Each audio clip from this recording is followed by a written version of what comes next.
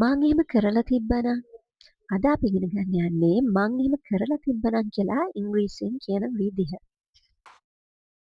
if I had කියන්නේ අපි මේක පාවිච්චි කරන්නේ අපේ අතීතයේදී. ඒ කියන්නේ කලින් මොන හරි දෙයක් කරලා තිබ්බනම් කියන එක කියන්න තමයි අපි if I had කියන එක පාවිච්චි කරන්නේ. අපි ඒ කියන්නේ පසුතැවිලි වෙනවා වෙන්න පුළුවන්. නැත්නම් අපි හිතින් හිතාගනිමු දෙයක් අතීතයේ කරේ නෑ කියලා. දැන් අපි මේක පාවිච්චි කරලා වාක්‍ය කිහිපයක් හදලා බලමු. If I had cooked earlier, we would have eaten on time. මං කලින් වෙලා තිබ්බනම් අපිට වෙලාවට කන්න තිබුණා. එතකොට කලින් කරන්න බැරි වෙච්ච දෙයක් ගැන දැන් පසුතැවිලි වෙන එක තමයි if I had දාලා අපි හදන වාක්‍යයේ තේරුම වෙන්නේ. තවත් වාක්‍යයක් අපි බලමු. If I had studied harder, I would have passed the exam. මම කලින් හොඳට පාඩම් කරලා තිබ්බනම් මට දැන් හොඳට විභාගේ සමත් වෙන්න තිබුණා. එතකොට ඒකේ තේරුම තමයි මම කලින් පාඩම් කරලා නෑ. ඒ නිසා ඉතින් මම රිග්‍රෙට් වෙනවා. පසුතැවිලි වෙනවා. දැන් අපි බලමු මේ වාක්‍ය හදන්නේ කොහොමද කියලා. ඉතින් අපි මුලින්ම කරන්නේ if I had කියන sentence එක ගන්නවා. if I had. හරිද? එතකොට if I had කියන්නේ අතීත කාලේ කරලා තිබ්බනම් කියන එකනේ. එහෙමනම් අපි අපේ ක්‍රියාව යොදන්නේ අතීත කාලේ.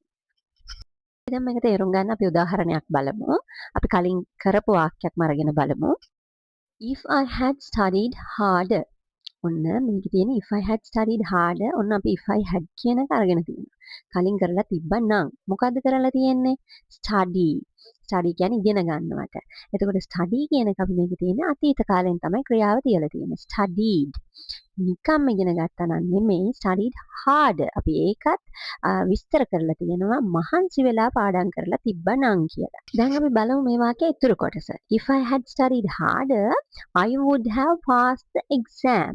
ඔන්න කරලා තිබ්බනම් මෙන්න මේ ප්‍රතිඵලය එනවා කියන එක කියනවා. I would have passed the exam. මේකේ ප්‍රතිඵලය ගැන හංගවෙන වාක්‍යයේදී අපි දානවා would have නැත්නම් wouldn't have. හරිද? ක්‍රියාව කරන කෙනාට පස්සේ අපි භාවිතා කරනවා would have නැත්නම් wouldn't have. මෙන්න මේ ප්‍රතිඵලය එන්න තිබුණා නැත්නම් මෙන්න මේ ප්‍රතිඵලය නැවිත් තිබුණේ මෙන්න මෙහෙම කරලා තිබුණේ නැති නිසා. එතකොට මෙතන subject එක I. මම. I would have passed the exam. මට විභාගය සමත් වෙන්න තිබුණා. දැන් අපි වාක්‍ය දෙකම එකට එකතු කරලා බලමු. If I had studied harder, I would have passed the exam. තවත් විදිහේ උදාහරණයක් බලමු. If I had woken up earlier, I wouldn't have missed the bus. මෙතන තියෙන wouldn't. මම වේලසනින් නැගිට්ටනම් මට බස් එක මිස් වෙන්නේ නැති වෙන්න තිබුණා.